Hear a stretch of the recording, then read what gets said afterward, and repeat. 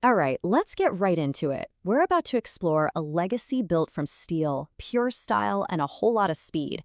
We're going to take a look at what might just be the 10 best cars to ever roll out of Britain. Britain's car industry isn't the global powerhouse it once was, right? But its influence, oh, that's undeniable. So it really makes you wonder, what's its true lasting legacy? What did it really leave behind? Well, the answer is pretty simple and pretty awesome. It's a legacy of game-changing design and some of the most timeless icons you'll ever see. These aren't just cars, folks. They're like little pieces of history you can actually drive. So let's kick things off with the lookers, the cars that are basically sculptures on wheels. We're talking about that perfect sweet spot where incredible performance met pure, drop-dead gorgeous elegance. And where else could we possibly start but with the legendary Jaguar E-Type? I mean, come on. This car first hit the road 60 years ago, and that silhouette, it is still one of the most recognized and beloved designs in the history of the automobile. But here's the thing. It wasn't just a pretty face. Not at all. A top speed of 150 miles per hour and hitting 60 in under 7 seconds? For its time, that was just mind-blowing. This thing was an absolute rocket. But if you want the ultimate seal of approval, it came from its biggest rival. Get this.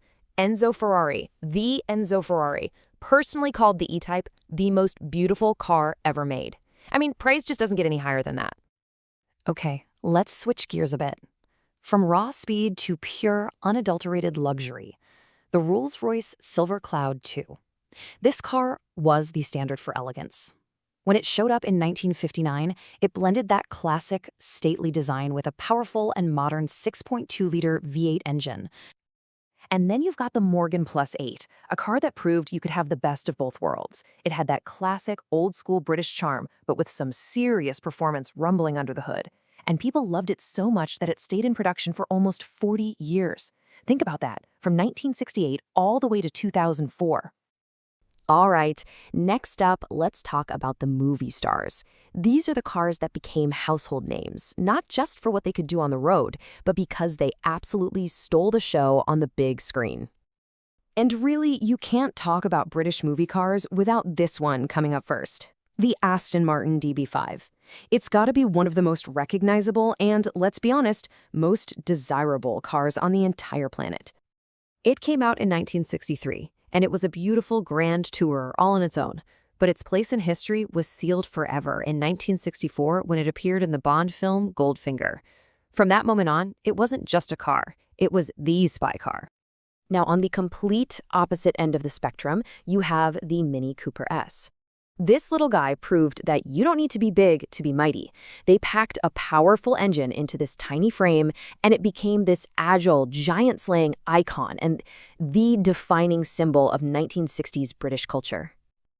Okay, so far we've stuck to the pavement. Now let's head off-road, because Britain also perfected vehicles that could handle, well, pretty much anything.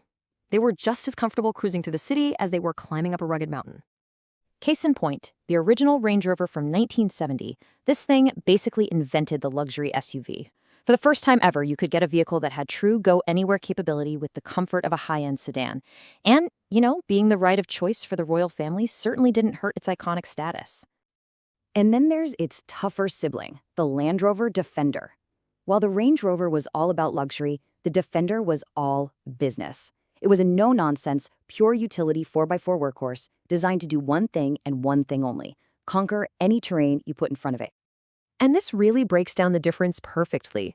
The Range Rover was all about balance and comfort, using coil springs for a smooth ride. The Defender? Pure utility, a go-anywhere workhorse with an unstoppable drivetrain. It's like two sides of the same incredible off-roading kind. For our final category, we're throwing comfort and practicality right out the window. These machines were built for one purpose, and one purpose only: raw, unapologetic speed. The Ford GT40 is the stuff of motorsport legend. And yeah, it has a Ford badge, but this was a British-built race car. It was commissioned by Henry Ford II for one single, incredibly ambitious goal: to beat Ferrari at the 24 Hours of Le Mans. And here's the best part of the story. It actually worked. The GT40 didn't just beat Ferrari, it went on to win Le Mans back-to-back in 1968 and 1969, cementing its place in racing history forever. Decades later, another British car came along and just shattered everyone's idea of what fast really meant: the McLaren F1. When this thing was unveiled in 1992, it looked like it was from the future. The design, the technology, the sheer speed, it just took the world by storm. Part of what makes it so legendary is just how rare it is. You want to guess how many were ever made? Only 106. That's it. Every single one of them is now an incredibly precious piece of automotive history. Finally, we've got a car that proves performance isn't just about massive horsepower. The Caterham 7 is a masterclass in simplicity. It's tiny, it weighs almost nothing, and it offers one of the purest driving experiences you can possibly imagine. It was also a pioneer, one of the first cars ever designed using computer software. So, after looking at these 10 incredible vehicles, it brings us right back to our original question. Why do these cars last? Why do we still talk about them? Well, it's because they are so much more than just metal, glass, and rubber. Here's the key takeaway. These aren't just old cars. They are cultural touchstones that completely defined their eras. They represent huge breakthroughs in engineering and style, and today they're seen as blue-chip assets by collectors all over the world. And that leaves us with one final thought. Whether it was the curve of a fender, a historic victory on the racetrack, or a starring roll-on screen, each one of these cars achieved a kind of immortality. It really makes you wonder, what's that secret ingredient? What's that spark that makes a machine truly timeless?